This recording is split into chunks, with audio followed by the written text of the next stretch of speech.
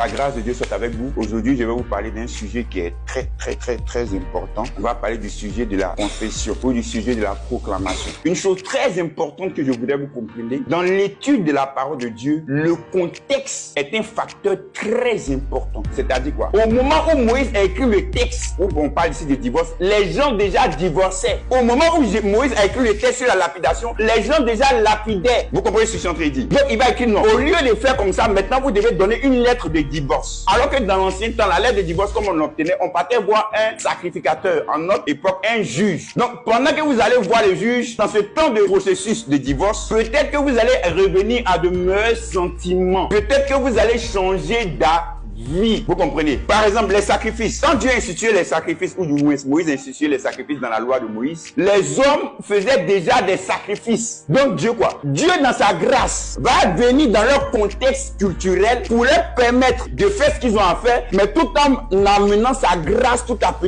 à petit, à se révéler dans ce qu'ils font déjà. Dieu va dire quoi? Dieu va dire les sacrifices que vous faites là, c'est bien. Mais il y a un meilleur sacrifice, et ce sacrifice-là, c'est moi qui vais le faire. C'est pourquoi lorsqu'ils ont posé dans les évangiles la question à Jésus, quel est le plus grand commandement? Il a dit quoi? Tu aimeras l'Éternel ton Dieu de toute ta force, de toute ton âme et de tout ton esprit. Il n'y a pas tu vas faire tel sacrifice, tu vas faire telle chose, tu vas faire... Non. Donc mettre Dieu au-dessus, préférer Dieu plus que toute chose, estimer Dieu plus que toute chose. En d'autres termes, c'est un autre synonyme de la foi. Aimer Dieu de tout son cœur, de toute son âme, de tout son esprit ne veut rien dire d'autre que avoir la foi. Vous comprenez? Lorsque tu étudies la Bible, tu vas pas prendre un verset pour la Bible, c'est dans la Bible, donc je vais faire. Pourquoi? Parce qu'il y a tout un contexte autour. Lorsque tu veux comprendre un livre, tu commences à le lire à partir du début. Avant d'arriver à Deutéronome, il y a d'abord Genèse. Qu'est-ce que ça veut dire? Deutéronome en grec, c'est Deutéronomos. Ça veut dire répétition de la loi ou reformulation de la loi. Pourquoi Dieu va reformuler la loi? Parce que avant le livre de Deutéronome, il y a quel livre? Il y a Nombre. C'est là ils ont endurci leur cœur.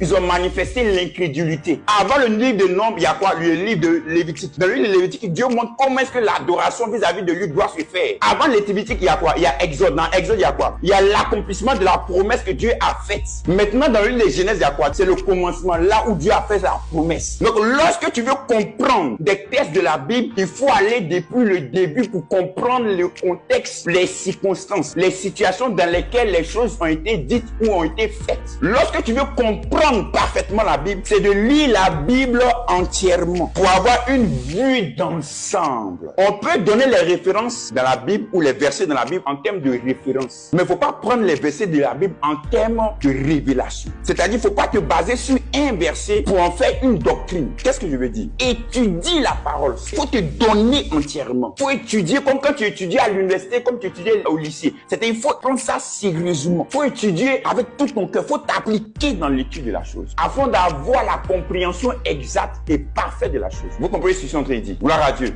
Le peuple d'Israël arrive dans le désert. Dieu les a fait sortir par sa main puissante de l'esclavage en Égypte où ils étaient retenus pendant 400 ans. Donc Dieu, en les faisant sortir de l'esclavage en Égypte, va dire par la bouche de Moïse, je vais vous envoyer dans un pays là où coule le lait et le miel, un pays favorable pour vous. Je vais vous le donner en possession. Mais eux ont dit non, c'est pas possible. Si on va là-bas, on va tous mourir. Parce qu'on a vu quoi? On a vu des géants, des fils d'Anak. On ne peut pas les combattre. Nous sommes à leurs yeux comme des sauterelles. Pourquoi? Parce qu'ils ont eu peur. Donc ils ont décrié. Ils ont fait un mauvais rapport. Ils ont diffamé ce que Dieu a dit. Dieu va dire ceci. Comme vous avez parlé à mes oreilles, ainsi je vais le faire. En d'autres termes, comme vous dites que vous n'allez pas pouvoir entrer dans le pays de Canaan, que vous allez mourir, d'accord. Donc vous n'allez pas entrer à Canaan. Donc je vous ferai tel que je vous ai entendu le dire. En d'autres termes, qu'est-ce que ça veut dire? Il vous sera fait ainsi que vous avez parlé à mes oreilles. C'est pas Dieu qui le fait. Ce sont les paroles qu'ils ont prononcées qui vont agir, qui vont se manifester. C'est pas Dieu qui va le faire. Est-ce que vous comprenez? C'est ce qu'on appelle la confession, ou en d'autres termes,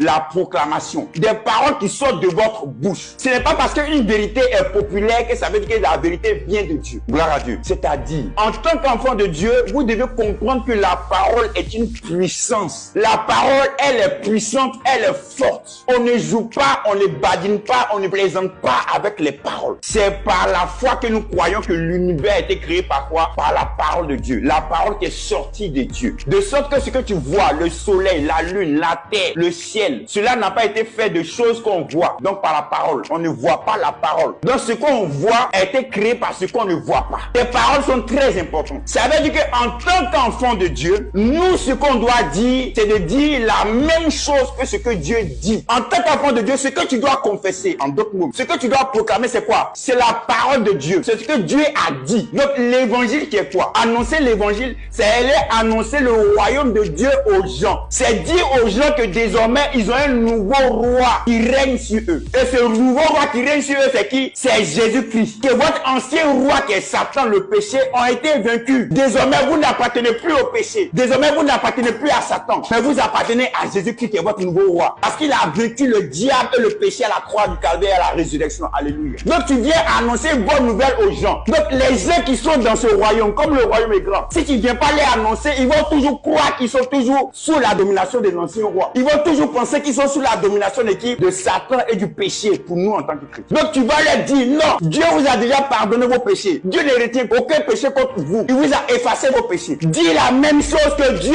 Dieu dit je l'ai vaincu. Je vous ai transféré du royaume du diable, du royaume des ténèbres, jusqu'au royaume du Fils de notre amour. Alléluia. Au royaume de Christ. Désormais le péché n'a plus de pouvoir sur vous. Désormais le péché ne peut plus vous séparer. Pourquoi? Parce que Christ a pris vos péchés à la croix. C'est ça le témoignage que tu dois leur donner. C'est ça que tu dois confesser à ces personnes. Comment Christ est devenu péché? En commettant des actes de péché? Non. En prenant sur lui qui est péché. Comment tu es devenu juste? En posant des actes de justice? Non. En prenant sur toi la justice de Christ. Alléluia. C'est ça la bonne nouvelle. C'est ça le témoignage que nous devons annoncer, que nous devons proclamer. Lorsqu'on parle de droite, on dit Christ est assis à la droite de Dieu. On ne parle pas du côté droit. Lorsqu'on dit Dieu nous a sauvés par sa droite, Dieu nous a libérés par sa droite, c'est-à-dire par sa puissance, par son autorité. Donc on dit Christ est assis à la droite de Dieu. Christ est assis dans l'autorité, le pouvoir, la domination de Dieu. Alléluia. Il dit toute autorité m'a été donnée sur toute la création de Dieu. Il est venu te donner sa vie. Il est venu te donner sa joie, sa paix, sa justice. Il va te donner ce dont tu as besoin pour que tu sois épanoui. Dis Amen. Nous sommes plus que vainqueurs. Je le crois et je le déclare. Déclare ce que Dieu a dit de toi. Parle. Déclare ce que Dieu a dit de toi. Parle. Lève-toi et parle. Mais déclare. Déclare. Confesse ce que Dieu a dit de toi.